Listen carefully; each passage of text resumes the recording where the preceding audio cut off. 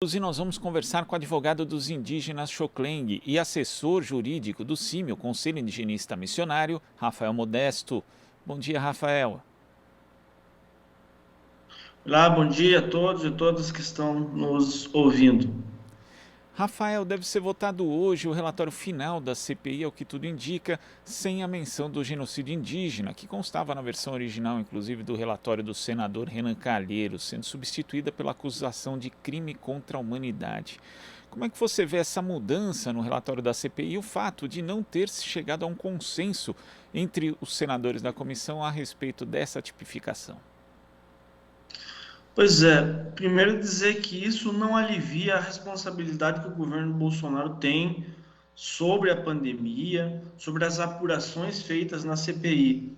O que houve tão somente foi uma mudança na imputação ou no tipo penal, né, sobre a situação de fato. Então, a CPI ela mantém todos os elementos, provas, documentos, os fatos relacionados à forma como o governo Bolsonaro lidou com a questão indígena, com a pandemia e os povos indígenas, não é? Tudo se encontra dentro do relatório, tudo se encontra nos anexos, né, com relação às provas. Então, o que houve foi uma troca, né, de crime de genocídio, que é a causa de morte de um determinado grupo específico, né, por crimes contra a humanidade, né, que tem uma diferença grande, mas a responsabilidade sobre a situação não é retirada sobre o governo, né? Então, isso ainda pesa muito sobre o presidente Bolsonaro em específico, né? Então, o crime contra a humanidade são ataques generalizados contra a sociedade civil, né? Com uso de armas ou não. Então, de toda sorte, por como você menciona, não ter havido um acordo entre os senadores, em específico entre a mesa diretora, né, e setores políticos também que influenciam, então, na CPI, não houve esse acordo, então foi retirado o crime de genocídio. E daí digo que o movimento indígena ainda tem o entendimento de que houve crime de genocídio, mas, de toda sorte, esse é um fato para ser analisado no âmbito internacional, no âmbito da Corte, do Tribunal Penal Internacional, e a gente espera que seja apurado, e o presidente, que não lidou como devia com a pandemia face aos povos indígenas, seja sim punido por crime de genocídio.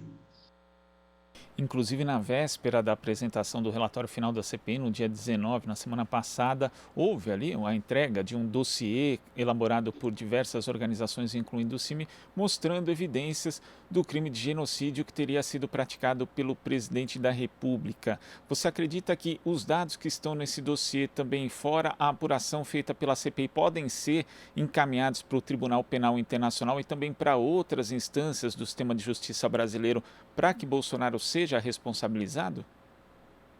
Olha, sem dúvida nenhuma, não se esgota na CPI. Isso não temos dúvida nenhuma. Isso vai ser levado para o Ministério Público Federal, para a Procuradoria-Geral da República, para a Ordem dos Advogados do Brasil, isso vai ser levado para órgãos internacionais, isso vai ser levado dentro do processo já instaurado no Tribunal Penal Internacional com essa denúncia, não é? Se a CPI, se os senadores concluíram que não houve crime de genocídio, outra instância, qualquer outra instância pode definir que sim.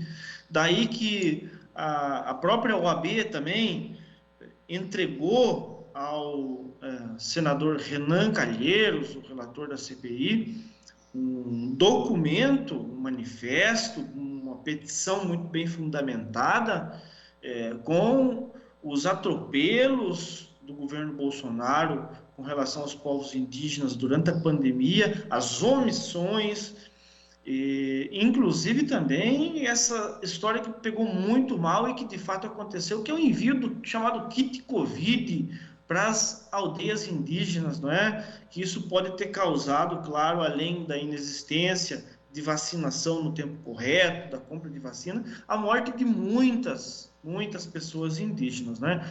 Então, a Ordem dos Advogados do Brasil, na qual eu também faço parte de uma comissão especial de defesa dos direitos dos povos indígenas, elaborou um material. A presidência do Conselho Federal assinou, aprovou e foi enviado para o senador Renan Calheiros, com essas imputações, com essas conclusões de crime de genocídio.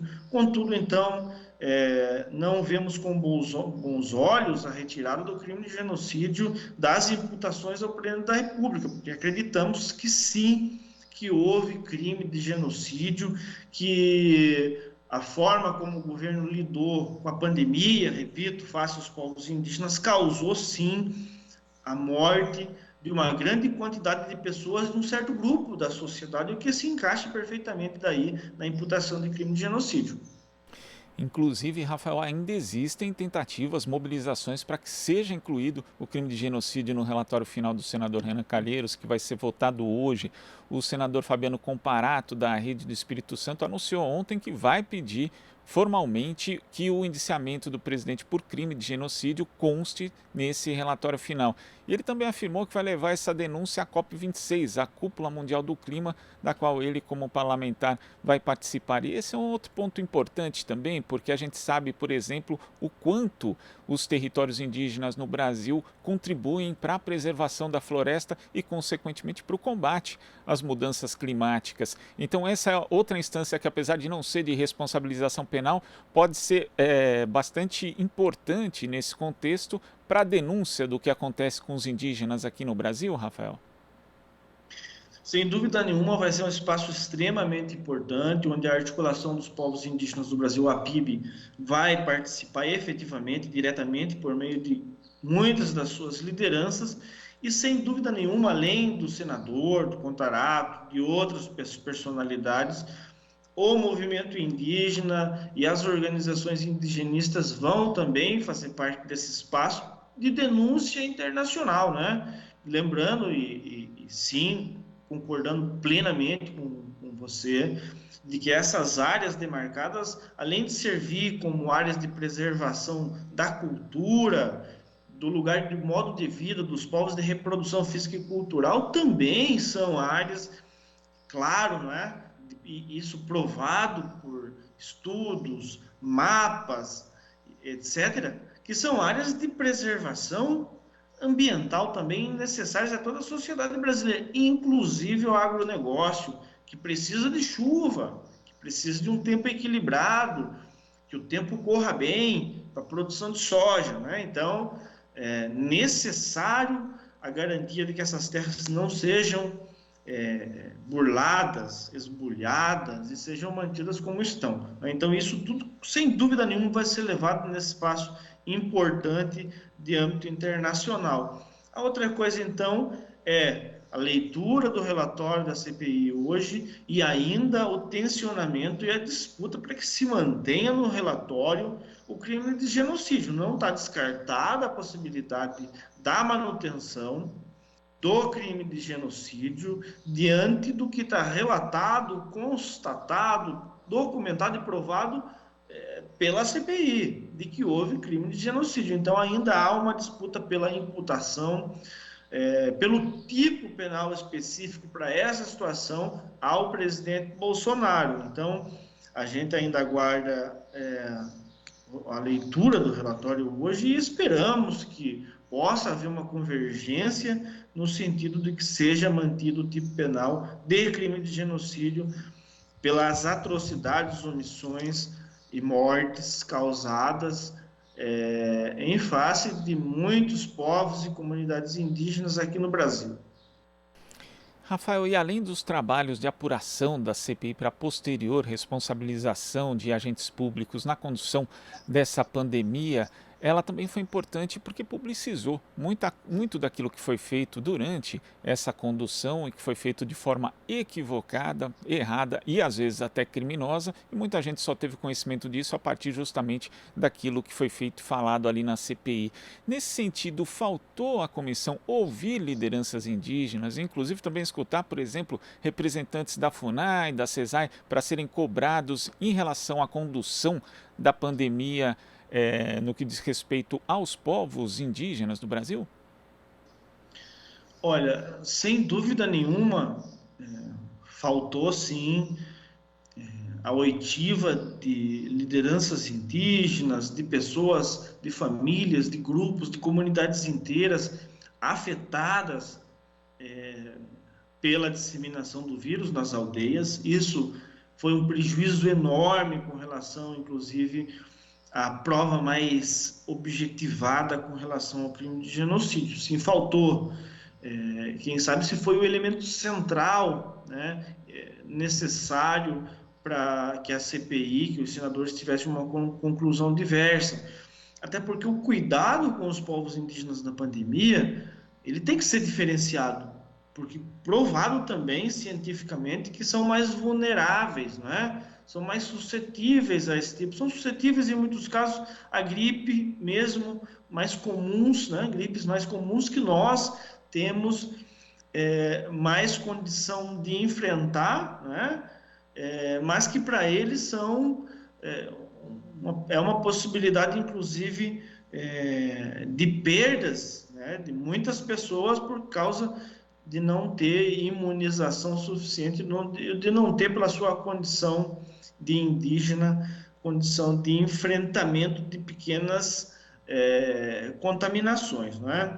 Agora, foi um prejuízo muito grande não ter ouvido agentes da FUNAI com responsabilidade, também aqueles que não têm responsabilidade, que são muitos hoje no governo Bolsonaro, mas foi um prejuízo não ter o movimento indígena participado desse espaço extremamente importante, assim como organizações indigenistas, perdão. A outra questão daí, referente também à CPI, e a disseminação daí de informações importantes para a sociedade com relação ao governo Bolsonaro e como lidou com a pandemia, essa CPI teve um papel, ela já cumpriu o seu papel, não é? Ela já cumpriu o seu papel de mostrar para a sociedade quem realmente é o governo Bolsonaro, né? Quem realmente é esse governo, e também no cenário internacional, até que ele reclamou essa semana, no cenário internacional ele está totalmente desgastado.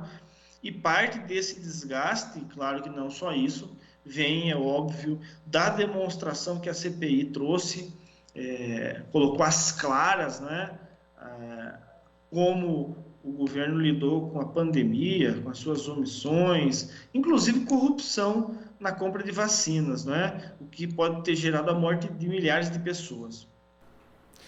E nós temos a situação nos territórios indígenas, que tivemos problemas durante a condição da pandemia por parte do governo, desde barreiras sanitárias até o estímulo da invasão de garimpeiros em territórios protegidos, mas também existe um outro problema, Rafael, que foi constatado inclusive por uma reportagem do site Amazônia Real de julho, mostrando que a população indígena de contexto urbano é o grupo vulnerável no Brasil. É o grupo mais vulnerável, inclusive, do Brasil, à infecção da Covid-19, que tinha ali aquela altura 2,25 vezes mais chances de contrair o vírus do que os brancos. Então isso mostra também que esse descuido, para a gente ser muito generoso com o governo, em relação aos povos indígenas, ele é geral, né? Ele atinge todos os indígenas do Brasil. Exatamente. E olha só, a FUNAI estava com a política, ela está com a política. Se não fosse o Supremo Tribunal Federal, teria sido muito pior. A ideia que a FUNAI tem de indígena é de que índio é tão somente aquele que vive na aldeia, né? E em aldeia, em áreas demarcadas e regularizadas, desconsiderando aqueles que moram em acampamento improvisado, em retomadas, que não vivem em áreas demarcadas, estão em áreas irregulares e nas suas retomadas. São aqueles povos que voltam para as comunidades de onde foram expulsos, diante da omissão e da mora do Estado brasileiro de demarcar suas terras, não é? Então a FUNAI, no bojo da pandemia, criou a Resolução 04, que justamente cria um mecanismo de heteroidentificação para dizer quem é índio e quem não é. Então, com relação à interpretação que a FUNAI dava a quem é índio ou não, retirava desse campo em torno de 450 a 500 mil indígenas, o porque sobraria em torno de 400 a 500 mil indígenas também que poderiam ser vacinados. O que o movimento indígena fez? Foi para o Supremo Tribunal Federal e o Supremo determinou a vacinação de todos os indígenas, aqueles que moram em áreas regularizadas ou que moram nas cidades ou em acampamentos ou em retomados ou em qualquer outro lugar. Inclusive, o ministro Barroso, na DPF 709, movido pela PIB, Articulação dos Povos Indígenas do Brasil, suspendeu os efeitos dessa resolução, que é plenamente inconstitucional, de fato. Né? Então, o que aconteceu? O governo, se não fosse uma ação judicial no Supremo Tribunal Federal que obrigasse os cuidados devidos na pandemia com os povos indígenas, para com os povos indígenas, eu posso até ter certeza de que a devassa tinha sido muito maior. Né? Então, graças a uma ação que tramita desde há 2 anos atrás, com várias decisões determinando que o governo brasileiro cumprisse a sua função, seja na proteção, fiscalização das terras, desintrusão, que é a retirada de invasores, que retirasse os garimpeiros, impedisse o desmatamento, as invasões. Se não houvesse essa decisão judicial pelo Supremo, a situação teria, sem dúvida nenhuma, sido 2 ou 3 vezes pior. Bom, Rafael, nós vamos acompanhar hoje a votação do relatório final da CPI para saber, enfim, como que os crimes cometidos contra os povos indígenas no Brasil vão ser tipificados nesse relatório, e a gente volta a conversar. Muito obrigado pela sua participação e até a próxima. Eu que agradeço, fico à disposição. Um abraço. Abraço. Conversamos aqui com o advogado dos indígenas Xokleng e assessor jurídico do CIMI, o Conselho Indigenista Missionário, Rafael Modesto. Você está ouvindo Jornal Brasil Atual. As notícias que os outros não dão.